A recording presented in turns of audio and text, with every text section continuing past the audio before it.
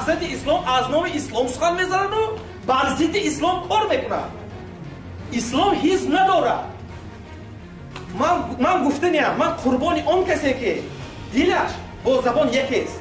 وقتی که شما تکیه به غایه‌های ملی نمیکنید، وقتی که شما دستاوردهای دولت رو نادیده میگیرید، وقتی که شما مسلمان ها رو با حکومت خودی تقسیم میگیرید، این مگر جوانمردی است؟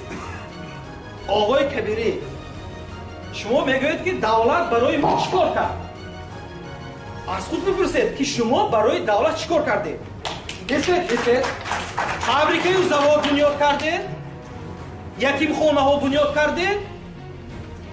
دانشکده ها بنیاد کردید؟ یا از جان خود گذشته به سرزمین جنگیده ایستاده افغانستان رفتید؟ جوانان تاجیکستان رو هرگز گمراه نسازید.